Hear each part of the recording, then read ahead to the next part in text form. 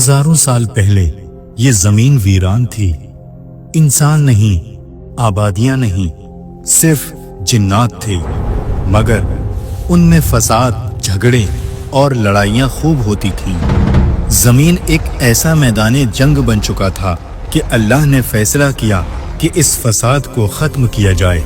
फरिश्तों को हुक्म दिया गया और फरिश्ते बड़े लश्कर के साथ जमीन पर आए।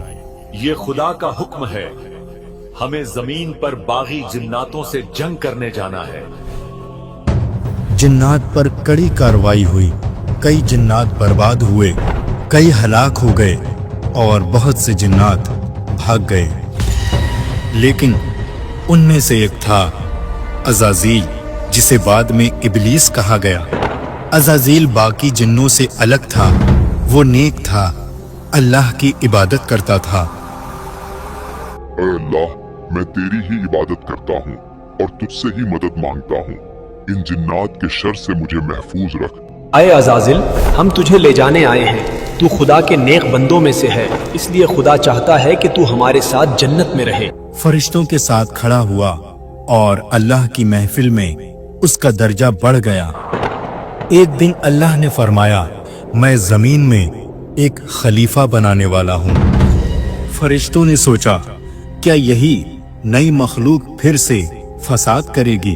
फरिश्तों ने बड़े अदब और एहतराम के साथ अल्लाह से अर्ज किया, तू जमीन में उसे नायब बनाएगा जो फसाद फैलाएगा और खून बहाएगा, जबकि हम तेरी तस्बीह करते हैं, तेरी हम्द करते हैं। अल्लाह ने फरमाया, बेशक मैं वो जानता हूँ जो तुम नहीं जानते। अज़ाज़ील ने सोचा, ये शर्फ तो मुझे ही मिलना चाहिए, क्योंकि मैं आग से बना हूँ, मैं ज्यादा अफजल हूँ। मगर अल्लाह की मर्जी कुछ और थी। उसने मिट्टी से एक नई मखलूक को बनाया और वो नई मखलूक थी हजरत आदम अलैहिस्सलाम। मिट्टियां अलग अलग इलाकों से इकट्ठा की गईं, नरम, सख्त, रंग रंग की।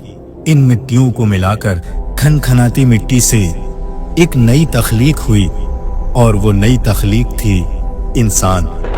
जब हजरत आदम अलैहिस्सलाम का जमा तख्लीक पूरा हुआ, अल्लाह ने उनमें रूह फूंकी और हजरत आदम अलैहिस्सलाम को तमाम अशिया के नाम सिखा दिए। फिर उन सब अशिया को फरिश्तों के सामने पेश करके फरमाया, अगर तुम सच्चे हो तो इनके नाम तो बताओ। फरिश्तों ने कहा, हमें तो सिर्फ उतना इल्म है जितना तूने हमें सिखा दिया। बेशक तू ही इल्म वाला, हिकमत वाला है। लिहाजा फरिश्ते कुछ भी ना बता सके। फिर अल्लाह ने हजरत आदम अलैहिस्सलाम से फरमाया, ऐ आदम, तुम उन्हें उन अशिया के नाम बता दो। तो हजरत आदम अलैहिस्सलाम ने उस इल्म से तमाम अशिया के नाम बता दिए। इस पर अल्लाह ने फरमाया, ऐ फरिश्तों, क्या मैंने तुम्हें नहीं कहा था कि मैं आसमानों और जमीन की तमाम छुपी चीजें जानता हूँ? जो कुछ तुम जाहिर करते और जो कुछ तुम छुपाते हो, मैं वो जानता हूँ जो तुम नहीं जानते। इसके बाद अल्लाह ताला ने फरमाया, आदम को सजदा करो। सब ने सजदा किया, मगर अज़ाज़ील ने इनकार कर दिया। अज़ाज़ील जिन्नों में से था। उसने तकब्बुर किया और काफिर हो गया। अल्लाह ताला ने इब्लीस से पूछा, ऐ इब्लीस, तुझे क्या हुआ कि तू सजदा करने वालों के साथ ना हुआ? इब्लीस ने कहा, मैं इससे बेहतर हूँ। तूने मुझको आग से पैदा किया और इसे मिट्टी से बनाया। मेरे लायक नहीं कि मैं किसी इंसान को सजदा करूं। अल्लाह ने फरमाया, ऐ इब्लीस, तुझे किस चीज ने रोका कि तू उसे सजदा करे जिसे मैंने अपने हाथों से बनाया? क्या तूने तकब्बुर किया है या तू था ही मुतकब्बिरों में से? तू मरदूद है, तू यहाँ से निकल जा। शैतान ने अल्लाह से अर्ज किया, ऐ मेरे रब, तू मुझे उस दिन तक मोहलत दे दे जिस दिन लोग उठाए जाएंगे। अल्लाह ने फरमाया, जा, तुझे मोहलत दे दी गई है। बस बेशक तू उनमें से है जिनको मुतय्यन वक्त के दिन तक मोहलत दी गई है। शैतान ने कहा, मैं जरूर तेरे सीधे रास्ते पर लोगों की ताक में बैठूंगा मैं इंसानों को गुमराह करूंगा। अल्लाह ने फरमाया, जो तेरे पीछे जाएगा वो वही रास्ता पकड़ेगा जो दोज़ख में जाता है। अल्लाह ने फरमाया, तू यहाँ से उतर जा, बस तेरे लिए जायज नहीं कि तू इस मुकाम में तकब्बुर करे।